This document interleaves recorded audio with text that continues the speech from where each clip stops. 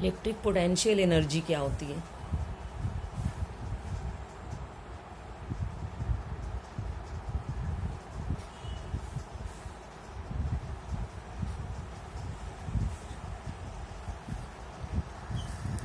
किसी भी चार्ज के इलेक्ट्रिक फील्ड में जब कोई दूसरा चार्ज लाया जाता है तो उस चार्ज पर एक रिपल्सिव फोर्स एक्ट होता है। सपोज ये कोई चार्ज है प्लस क्यू, इस चार्ज के इलेक्ट्रिक फील्ड में अगर कोई दूसरा पॉजिटिव चार्ज लाया जाएगा then this charge will experience a repulsive force. तो इस रिपल्सिव फोर्स के अगेंस्ट अगर चार्ज Q0 को इस पॉइंट पर मूव करना है तो इस रिपल्सिव फोर्स के अगेंस्ट वर्क परफॉर्म करना होगा। ये वर्क इस सिस्टम में स्टोर हो जाएगा in the form of potential energy, और ये पोटेंशियल एनर्जी इलेक्ट्रिक एनर्जी कहलाती है। Let us see the electric energy of 2 point charges. Electric potential energy या इलेक्ट्रिक एनर्जी की इक्वेशन निकालेंगे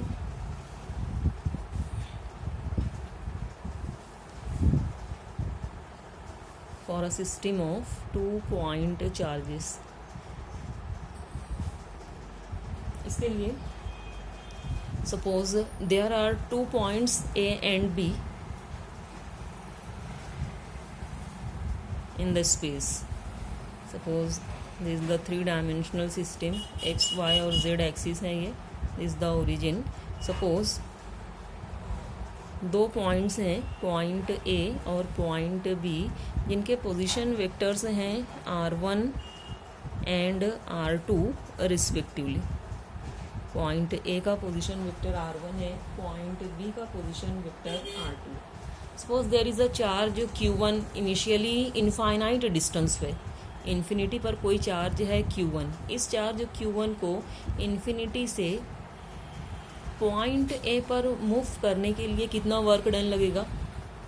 0। ऑब्वियसली कोई इलेक्ट्रिक फील्ड नहीं है, इसलिए इस चार्ज के ऊपर जब पॉइंट A पर इसको लाओगे तो कोई रिपल्सिव फोर्स एक्ट नहीं होगा, इसलिए कोई वर्क डन नहीं लगेगा। तो चार्ज Q1 को इन्फिनिटी से पॉइंट A पर मूव करने के लिए सपोज W1 वर्क डन की ज़रूरत होगी। वर्क डन 0 है, यानी कोई वर्क डन नहीं लगेगा इन्फिनिटी से चार्ज Q1 को पॉइंट A पर मूव करने के लिए।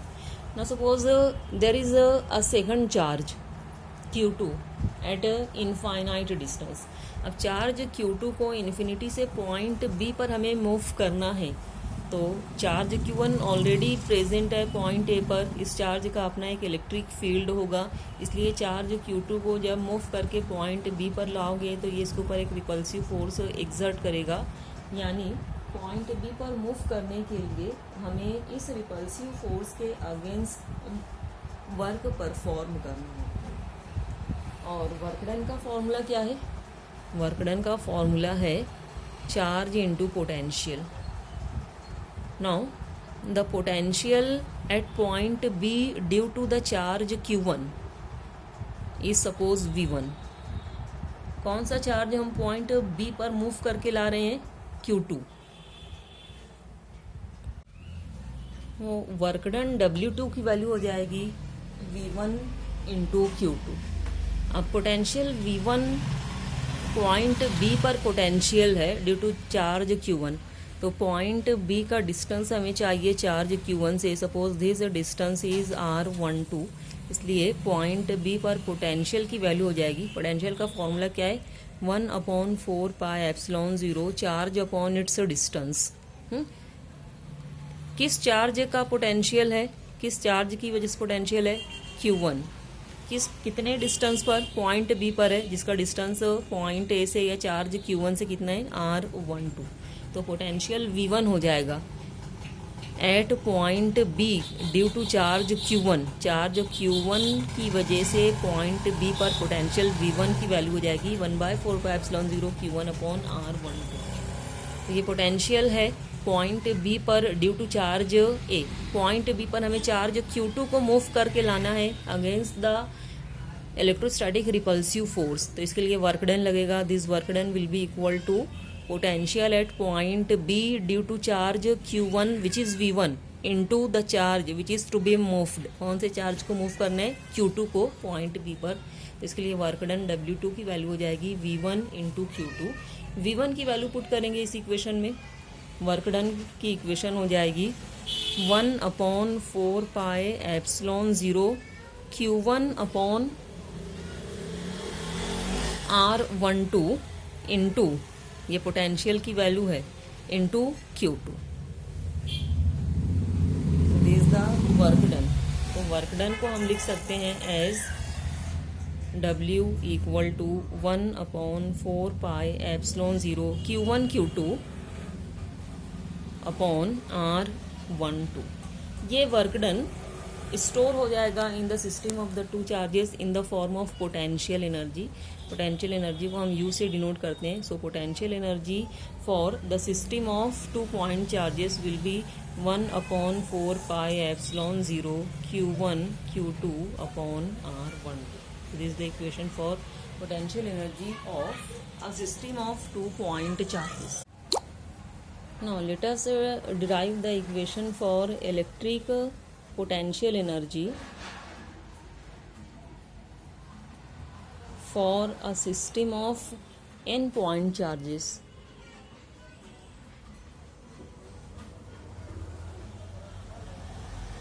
अभी हमने 2 पॉइंट चार्जेस के सिस्टम के लिए इलेक्ट्रिक पोटेंशियल एनर्जी की इक्वेशन निकाली थी.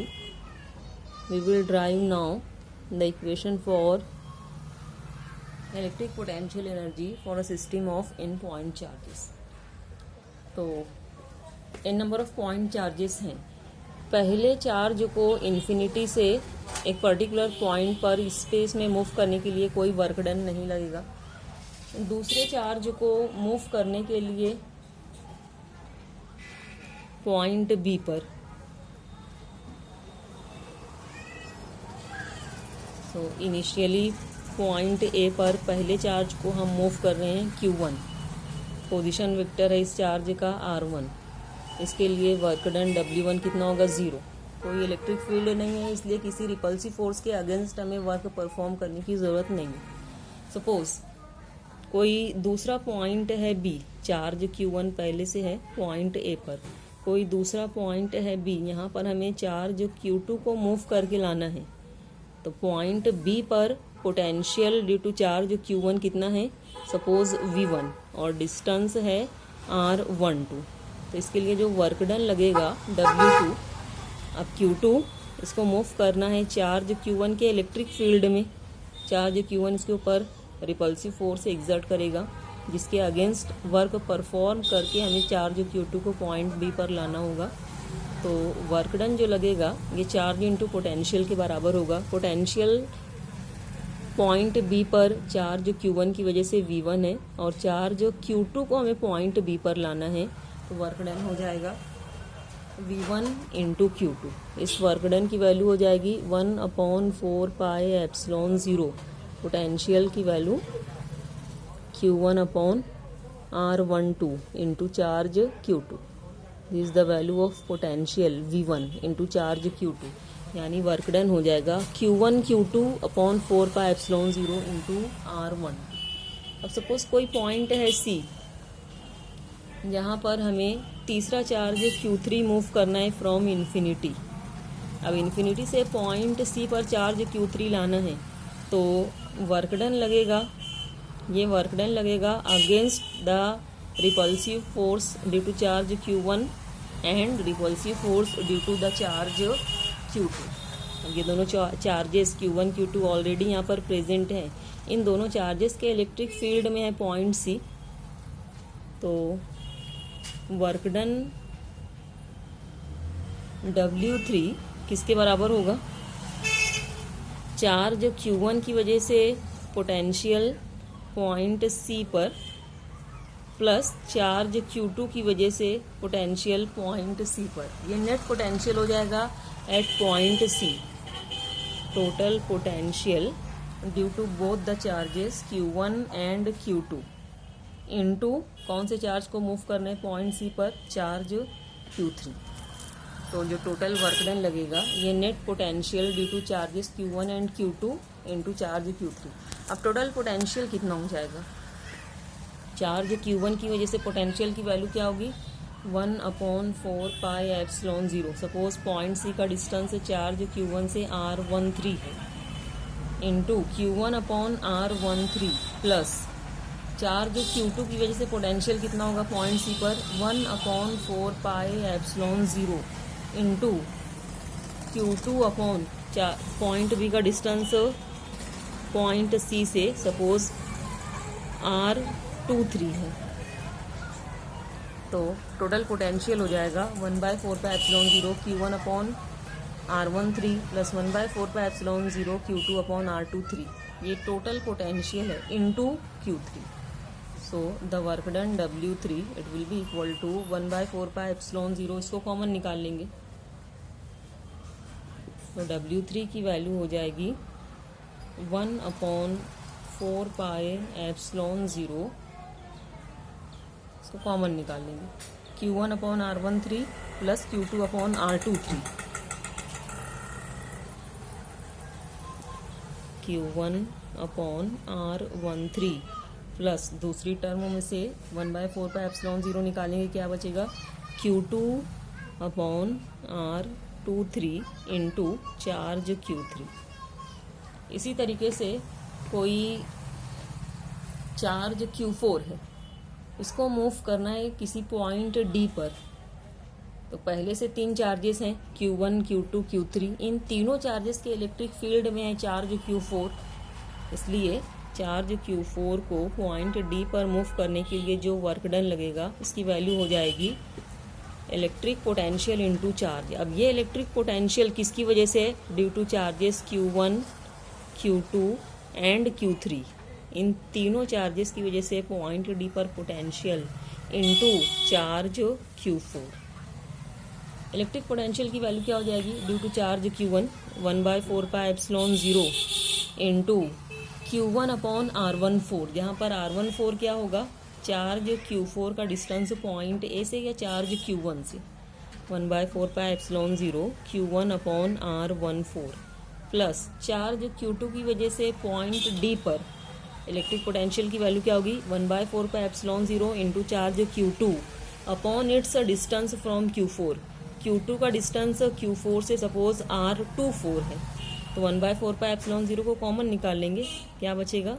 Q2/R24 प्लस चार्ज Q3 की वजह से पोटेंशियल की वैल्यू में 1/4 पाई एप्सिलॉन 0 कॉमन होगा into charge Q3 upon distance of charge Q3 from charge Q14, suppose ये R34 into charge Q4। is the work done to move a charge Q4 from infinity to a point D। यहाँ पर already 3 charges हैं Q1, Q2 और Q3। तो in general equation कैसे लिख सकते हैं हम? ये जो वर्क डन है चार्जेस को मूव करने के लिए, ये पोटेंशियल एनर्जी के फॉर्म में स्टोर हो जाएगा। तो जो इलेक्ट्रिक पोटेंशियल एनर्जी होगी n नंबर ऑफ चार्जेस के सिस्टम के लिए, ये हो जाएगी 1/4 पाई एप्सिलॉन 0। इस जो समेशन है इसको हम लिखेंगे as QJ/RJK for all the pairs of the charges. This is the electric potential energy for a system of n number of charges.